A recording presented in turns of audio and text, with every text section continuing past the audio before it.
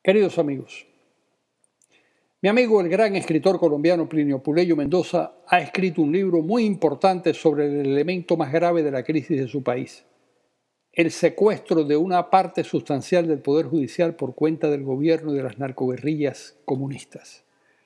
El libro se titula Cárcel o exilio y lleva un subtítulo muy claro: Mirada crítica a la sombría realidad de la justicia en Colombia. El ensayo comienza por explicar cómo, en medio de todas las convulsiones republicanas, Colombia se mantuvo como una democracia gracias al rumbo original que le trazó Santander.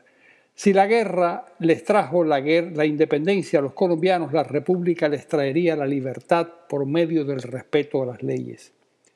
A partir de esa reseña histórica muy persuasiva, Plinio explica que las narcoguerrillas comunistas, al no poder derrotar al ejército en el campo de batalla, se dedicaron a infiltrar el Poder Judicial y las instituciones que deben velar por el cumplimiento de los derechos humanos. Todas las armas jurídicas han sido utilizadas. Acusaciones sin fundamento alguno, montaje de pruebas artificiales, testimonios falsos cuya mendacidad se demuestra sin que haya consecuencias penales para los que mienten, fiscales que acusan y jueces que fallan de acuerdo con su orientación ideológica y no de acuerdo con lo que marca la ley. Es conocida por los colombianos incluso una cárcel a la que los abogados de los narcoguerrilleros van a contratar a presos a los que se les promete una rebaja de la condena a cambio de un falso testimonio que sirva para juzgar y condenar a un militar o a un civil que les resulta incómodo. Esta estrategia de la farsa judicial se recrudeció tras el gobierno del presidente Álvaro Uribe, cuya estrategia de seguridad democrática había dado resultado y las narcoguerrillas estaban en el camino de la derrota.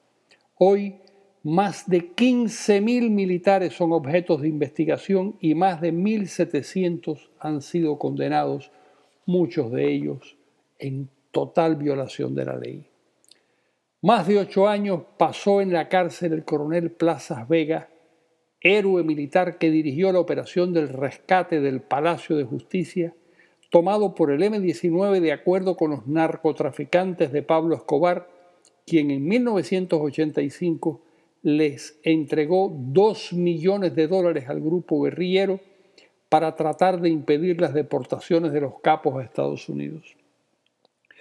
Tras ese largo periodo de injusta prisión, el Tribunal Supremo no le quedó otro remedio que soltar al señor Plazas Vega tras las abrumadoras pruebas a favor del reo y la resonancia internacional que había generado este proceso.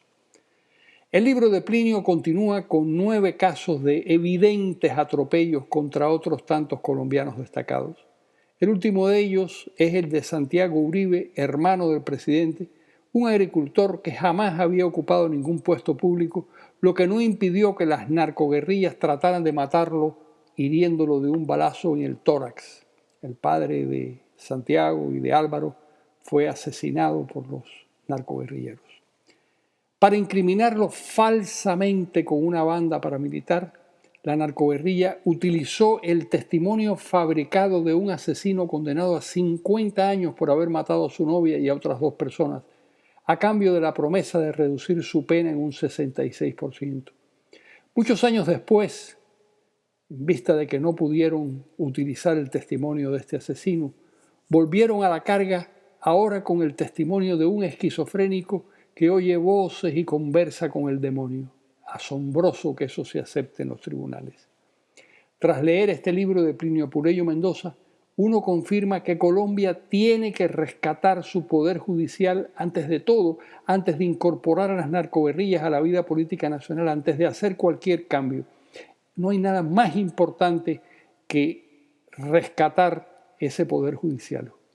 Esta justicia transicional que se promete será el camino más corto a la total injusticia con que las narcoguerrillas sueñan un día con apoderarse de Colombia.